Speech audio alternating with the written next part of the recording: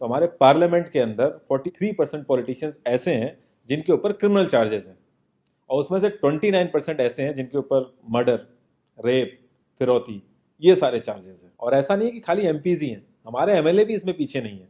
अगर मैं 2015 दिल्ली इलेक्शन की बात करूं तो उसमें 70 में से 43 नेता ऐसे जीत के आए थे जिनके ऊपर क्रिमिनल चार्जेस थे। और अगर करंट की बात करें तो 37 एमएलए ऐसे हैं जिनके ऊपर क्रिमिनल चार्जेस हैं। और ये ऐसा नहीं है कि किसी ने आरोप लगा दिया या एफआईआर है, ये वो चार्जेस हैं जो सुप्रीम कोर्ट के अंदर फ्रेम हो चुके हैं। मतलब पुलिस गई है वहां पे, उसको एविडेंस कंफर्म हुए हैं, आई विटनेसेस मिले हैं, ये वो चार्जेस हैं। ये प्रॉब्लम तो बहुत ही छोटी सी है कि पार्टीज क्रिमिनल्स को टिकट ना दें और लोग क्रिमिनल्स को वोट ना दें, लेकिन इस छोटी सी प्रॉब्लम के लिए 1999 से लड़ाई चल रही है और अभी तक इसका सोल्यूशन नहीं हुआ है।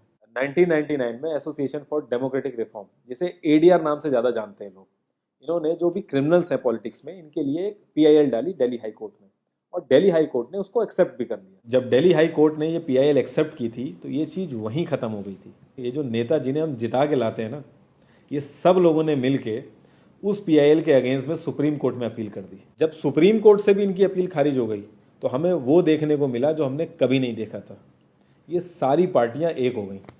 जब हमारे देश की सिक्योरिटी की बात आती है, उरी अटैक हो गया, बालाकोट हो गया, या हमले वाली सिचुएशन बनती है, तब भी ये पार्टियां एक नहीं होती। लेकिन इस चीज़ के लिए ये सारी पार्टियां एक हो गई थी, और ये सारी चीज़ें एक ही जगह आके फंस जाती हैं। इंडिया के कानून के हिसाब से जब तक किसी भी आदमी के ऊपर फाइनल जजमेंट नहीं आता तब तक वो बेकसूर है, और उसी चीज़ का फायदा उठता है। अगर कोई आईएएस पीसीएस की तैयारी कर रहा है और उसके ऊपर क्रिमिनल चार्जेस हैं तो उसे ऑफर लेटर नहीं मिलेगा। यहाँ तक कि क्लर्क की जॉब के लिए उसको दिक्कत आ जाएगी। लाखों कैदी ऐसे हैं जिन पे अभी जजमेंट नहीं आया है, जो अंडर ट्रायल है, उनको जेल में डाल रखा है। तो ये सारी चीज़ें जो एप्लीकेबल होती हैं सिर्फ पॉलिटिशियंस के लिए होती हैं, बाकी किसी के लिए नहीं। इतने बड़े सांसदीय क्षेत्र में पार्टियों के लिए इतना मुश्किल हो जा रहा है ऐसा कैंडिडेट ढूंढना जिसका कोई क्रिमिनल रिकॉर्ड ना हो। एडीआर की रिसर्च के हिसाब से क्रिमिनल कैंडिडेट के चांसेस 3 गुना ज्यादा होते हैं जीतने के क्लीन कैंडिडेट के मुकाबले। एक क्रिमिनल कैंडिडेट मनी और मसल पावर का परफेक्ट कॉम्बो बन जाता है। पार्टी के लिए फंडिंग इकट्ठी करनी हो, self financing, black money, campaigning के लिए फाइनेंस इकट्ठा करना हो, हर एक चीज में माहिर होते हैं।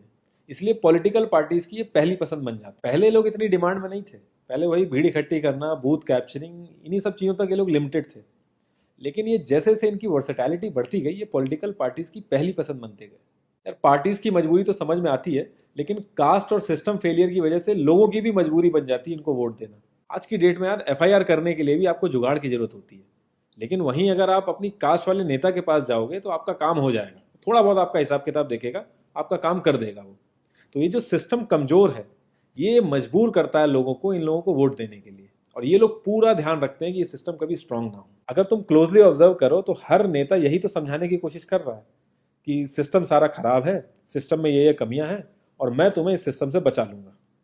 और गरीबों के हक के लिए लड़ते लड़ते लड़ते वो खुद अमीर हो जाता है। यार जीतने का एक सुपर हिट फॉर्मूला है, एक एरिया डिसाइड करो, उस एरिया की कास्ट कैलकुलेशन कर लो, जो कास्ट मेजोरिटी में है उसका रॉबिन हुड टाइप या एक बाहुबली टाइप एक नेता खड़ा कर दो। जो सिस्टम काम नहीं कर पा रहा है वो काम तुम करने लगो, लोग तुम्हें वोट देने लगेंगे।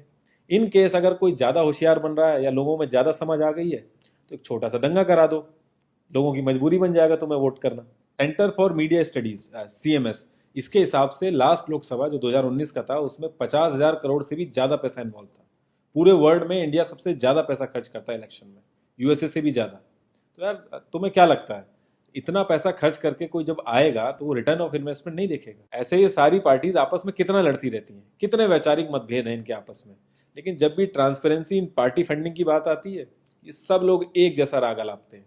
ये लोग कभी भी पार्टी फंडिंग में ट्रांसपेरेंसी आने ही नहीं देंगे। एक बार जब ये लोग पावर में आते हैं ना तो पूरा का पूरा सिस्टम इनके हिसाब से चलता है, और जो पुलिस वाले इनके हिसाब से नहीं चलते ना उनका ट्रांसफर हो जाता है। 144 पुलिस ऑफिसर्स 1 लाख लोगों की सिक्योरिटी देख रहे हैं, और जब हमारे नेताओं की बात आती है तो 47,000 पुलिस वाले 14,842 नेताओं को सिक्योरिटी दे रहे हैं।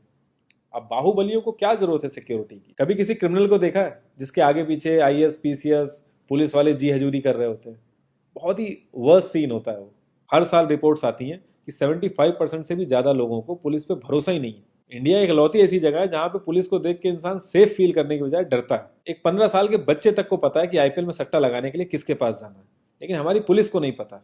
और ये सारा सिस्टम, ये जो वीक सिस्टम है, हमारे नेताओं को बहुत सूट करता है, क्योंकि जिस दिन ये स्ट्रांग हो गया तो इन सब की दुकानें बंद हो जाएंगी। इंडिया की 65% आबादी 35 की एज से नीचे है, जो हमारा लोकसभा है उसकी एवरेज एज है 54 और राज्यसभा की एज 63.5 है। एक दो केस अगर छोड़ दें तो आम आदमी के लिए पॉलिटिक्स में घुसने का रास्ता नहीं है। अगर आप गूगल पे सर्च करोगे ना टॉप 10 यंग पॉलिटिशियंस, तो एक भी नाम उसमें ऐसा नहीं होगा जिसका कोई फैमिली से पॉलिटिकल कनेक्शन ना हो। आज़ादी के बाद से 0.5% से भी कम पॉलिटिशियंस ने अपने बच्चों को आर्मी में भेजा है। वहां नहीं भेजते ये लोग। हम लोग इनसे मैनिफेस्टो में डिमांड ही कहाँ करते हैं। हम तो बस रिलीजियस मुद्दे देखते हैं मैनिफेस्टो में और खुश हो जाते हैं। इंडिया ने ब्रिटिश पार्लियामेंट्री सिस्टम अडेप्ट किया और उसमें एक बहुत ही इंपॉर्टेंट चीज़ है शेडो कैबिनेट, वो हमने छोड़ दी। इसके बारे में बहुत ही कम लोगों को पता है और ये लोग हमें पता लगने भी नहीं देते। तो इसमें होता यह है कि अगर मैं फाइनेंस मिनिस्ट्री का ही एग्जाम्पल लूँ तो जो भी रूलिंग पार्टी का फाइनेंस मिनिस्टर है उसके पैरेलली एक ऑपोजिशन का भी फाइनेंस मिनिस्टर असाइन हो जाएगा और जो रूलिंग पार्टी का फाइनेंस मिनिस्टर है उसकी एक्टिविटीज़ को ऑपोजिशन का फाइनेंस मिनिस्टर लोगों तक पहुंचाएगा।